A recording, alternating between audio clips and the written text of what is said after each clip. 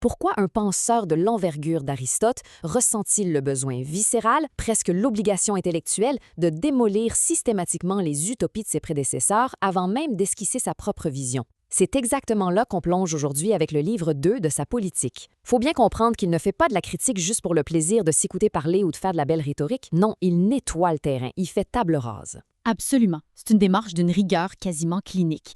Aristote aborde l'architecture politique, l'État, non pas comme un poète qui rêve un monde idéal, mais vraiment comme un scientifique face à une anatomie super complexe.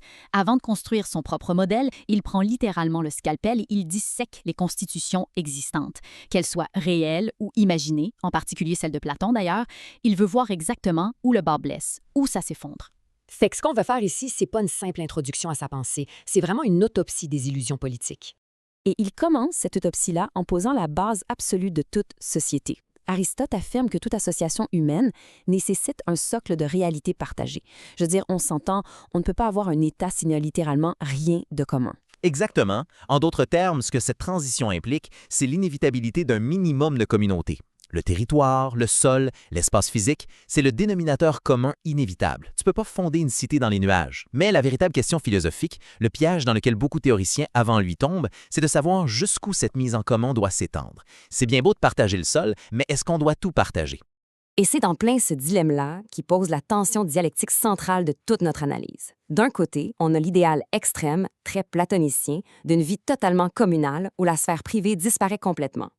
Et de l'autre bord, on a la vision chirurgicale, hyper pragmatique d'Aristote, qui martèle qu'il faut des limites strictes. Mais comment l'auteur justifie-t-il cette affirmation précise qu'il faut des limites? C'est ça qui rend sa démarche fascinante. Pour Aristote, une mise en commun absolue, c'est pas le paradis, c'est la mort de la cité. Il y a un point de bascule, un moment où le partage excessif cesse d'être une force qui unifie pour devenir une force qui détruit de l'intérieur. L'enjeu du livre 2. Pour bien saisir cet enjeu, il faut vraiment comprendre le prisme idéologique d'Aristote. Comme on disait, il ne conçoit pas la politique comme un exercice d'imagination littéraire. C'est la science rigoureuse de l'association humaine. Aristote exige qu'on définisse la cité non pas comme un bloc uniforme, mais comme une, et je cite, une multiplicité. Elle est fondamentalement composée de parties diverses, d'éléments hétérogènes. C'est carrément l'inverse d'une entité monolithique. C'est ça l'idée centrale. Le problème des théoriciens précédents, selon lui, c'est qu'ils ont travaillé sur des abstractions, sur des concepts complètement hors sol. Aristote, lui, ramène l'analyse à la réalité tangible. Si on s'arrête 2 secondes sur ce concept complexe de multiplicité, ça signifie qu'une cité nécessite des agriculteurs, des artisans, des soldats, des magistrats, bref, des gens avec des fonctions, des besoins et des perspectives totalement différentes. Vouloir forcer l'homogénéisation, comme l'imaginaient certains philosophes avant lui, signerait la nature même de l'État. C'est comme vouloir composer une symphonie entière avec un seul et même instrument qui jouerait exactement la même note. Ça donne pas une symphonie, ça donne un bruit de fond insupportable. La chimère de l'unité. Fait qu'Aristote s'attaque d'abord à ce qu'il considère comme la chimère de l'unité extrême. Il se lance dans une déconstruction impitoyable de la République de Platon. Et il vise particulièrement sa proposition la plus radicale, la fameuse communauté des femmes et des enfants. C'est sans doute l'une des critiques les plus cinglantes de l'histoire de la philosophie politique. Platon, dans sa théorie, voulait carrément abolir la famille traditionnelle pour les gardiens de sa cité idéale. Son argument, c'était que si tout le monde considère les enfants des autres comme les siens, l'unité de l'État va être parfaite, inébranlable, zéro division. Mais Aristote démolit ce postulat-là. Là où Platon voit dans cette uniformité absolue la force ultime, Aristote réplique que pousser l'État vers cette unité maximale, c'est paradoxalement dissoudre sa nature même. Un État, ce n'est pas une famille géante. Exact. Si on prend une analogie contemporaine pour bien visualiser, c'est comme essayer de fusionner tous les départements d'une immense entreprise en un seul bureau open space indistinct, sans titre, sans rôle spécifique, en pensant que par magie, ça va créer un esprit d'équipe parfait. L'harmonie, nous dit Aristote, ça naît de la complémentarité des différences, pas de leur effacement. Encore une fois, réduire la diversité à une seule note, c'est tuer la musique. Et c'est là qu'Aristote interroge profondément, et assez sombrement d'ailleurs, la logique interne de l'utopie platonicienne. En voulant créer un genre d'amour universel, Platon crée de facto les conditions d'un désastre moral absolu. Tout à fait. Aristote pointe du doigt les fameux crimes contre nature. Pensez-y 2 secondes, si les liens de sang sont sciemment cachés par l'État, la probabilité d'inceste, de parricide ou de violence fratricide augmente dramatiquement. Pourquoi? Parce que ces actes-là vont être commis dans l'ignorance totale. Tu pourrais te battre à mort avec ton propre frère sans le savoir. L'effacement des liens familiaux ne crée pas du tout la fraternité universelle. Ça engendre un aveuglement tragique et, ultimement, la dilution totale des affections naturelles. On finit par n'aimer personne, vu qu'on est censé aimer tout le monde pareil. La propriété et l'indifférence. Donc, après avoir détruit l'idée de la communauté des liens familiaux, Aristote déplace sa lentille analytique. Il s'attaque maintenant à l'effondrement économique et psychologique qui est inhérent à la communauté des biens, théorisée par Platon. On a une opposition claire ici. D'un côté, Platon qui impose un partage forcé, institutionnalisé par l'État, et de l'autre, Aristote qui préfère nettement une propriété privée, bien ancrée dans le réel, mais couplée à une générosité publique et éduquée. Oui, et cette question de la propriété, elle est vraiment centrale dans le livre 2. Pour Platon, la propriété privée, c'est la source de tous les maux, l'origine de l'égoïsme et des divisions dans la cité. Sa solution, on l'abolit, point final. Mais Aristote, fidèle à lui-même, utilise l'observation empirique. Il regarde comment les humains agissent pour de vrai. Il démontre que la vertu, la générosité, ça ne s'exerce pas dans le vide ou sous la contrainte d'un système étatique qui a tout confisqué d'avance. Pour être généreux, ça prend la liberté d'offrir ce qui nous appartient en propre. Fait que la différence fondamentale entre les deux philosophes, elle réside vraiment dans leur conception même de l'être humain. Et voici le coup de grâce psychologique d'Aristote face au communisme platonicien. Il introduit ce qu'il nomme l'insouciance ordinaire. C'est un micro-argument d'une puissance redoutable. Aristote dit que les êtres humains, par nature, négligent ce qui est partagé universellement. C'est brillant. Et c'est ce qu'on appelle aujourd'hui en économie moderne la fameuse tragédie des biens communs. C'est littéralement l'équivalent de la cuisine dans une grande collégation étudiante. On s'entend que si la vaisselle appartient à tout le monde, que c'est la job de tout le monde de la laver, il n'y a personne qui se sent la responsabilité immédiate de le faire. La vaisselle s'empile.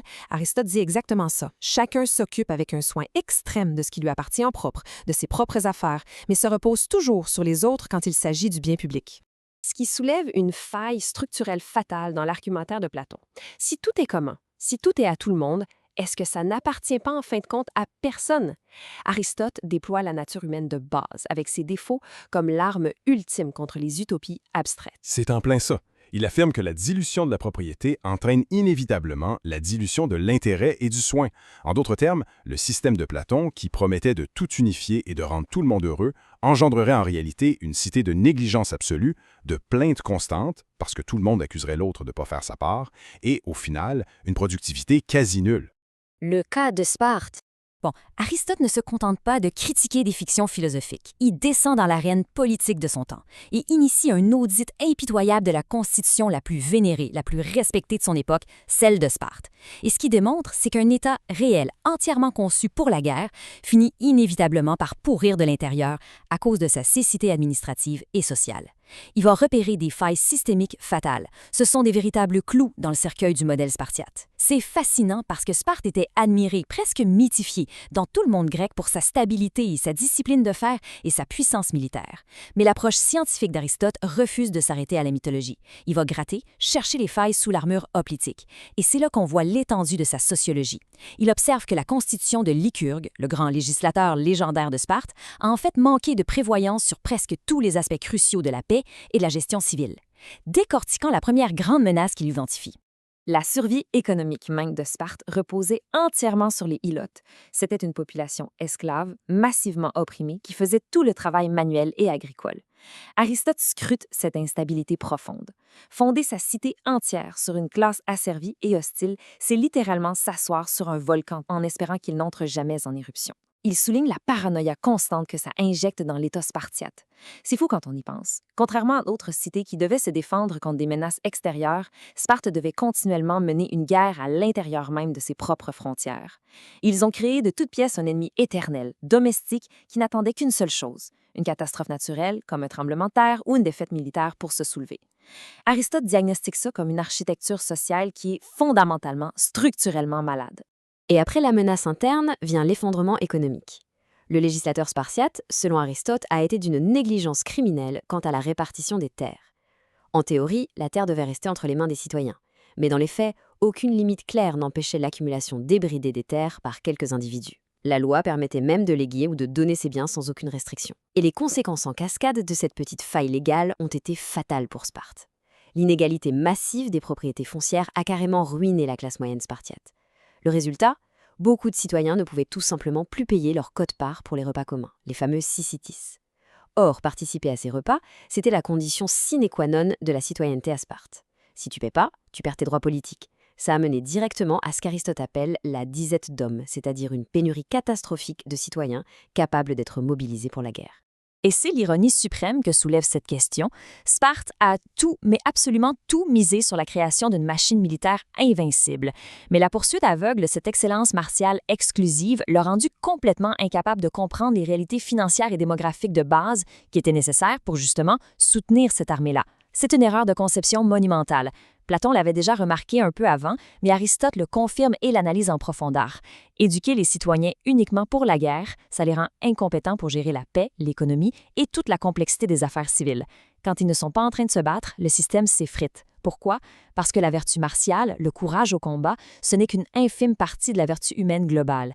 Une cité a besoin de bien plus que de simples guerriers pour survivre sur le long terme. L'homme et la cité.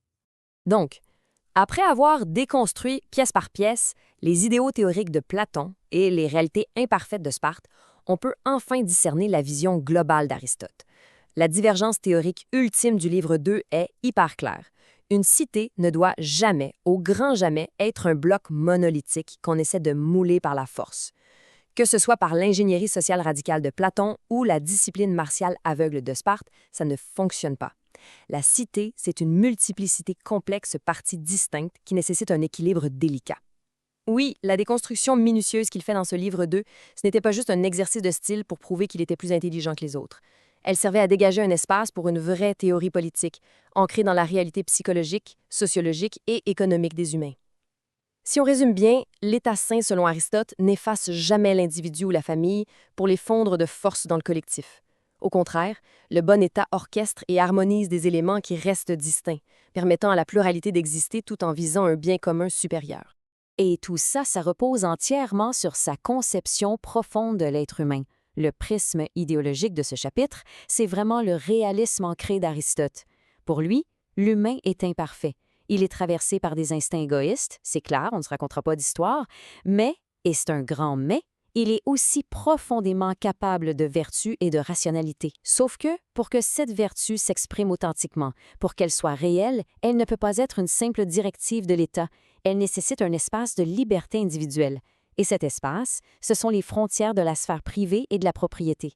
Rejeter la vertu forcée par l'État en faveur d'une moralité structurée, volontaire et organique, c'est fondamentalement faire le pari de l'humanité réelle contre l'abstraction théorique. C'est faire confiance à la capacité humaine d'être bon quand on lui en laisse l'opportunité. Ce qui donne absolument tout son poids à cette citation magnifique d'Aristote. L'harmonie politique véritable, la vraie paix sociale, elle ne découle pas de l'abolition du privé. Elle découle de la culture d'individus qui font le choix délibéré, conscient et volontaire de partager ce qu'ils ont. C'est la bienveillance qui remplace la contrainte. Exactement. C'est l'éducation, selon lui, et surtout pas la confiscation des biens ou la destruction de la structure familiale qui doit façonner les esprits. L'objectif, c'est que les citoyens usent généreusement de ce qui leur appartient en propre au profit de la communauté. Tu sais, la nuance est immense ici. C'est très exactement ça qui sépare le tyran réformateur, qui veut tout contrôler pour le bien commun, du législateur philosophe, qui crée les conditions pour que le bien commun émerge de lui-même. Pour conclure cette déconstruction exhaustive du livre 2, voici la pensée hyper provocatrice avec laquelle Aristote nous laisse, et on y réfléchit encore aujourd'hui. Ce texte, écrit il y a des millénaires, agit comme une mise en garde intemporelle contre toutes les idéologies, même les plus modernes, qui nous promettent le paradis sur Terre, mais qui, pour y arriver, écrasent la diversité humaine. Pousser à l'uniformité sous couvert d'égalité, de fraternité ou d'efficacité absolue, c'est prendre un risque énorme. C'est risquer, comme on l'a vu à Sparte ou dans la théorie de la République de Platon, l'effondrement de la moralité individuelle et, ultimement, la mort de l'organisme politique lui-même. La question reste donc brûlante d'actualité pour n'importe quelle architecture sociale qu'on essaie de bâtir. Comment réussir à unir les gens sans détruire la multiplicité vitale qui compose la cité?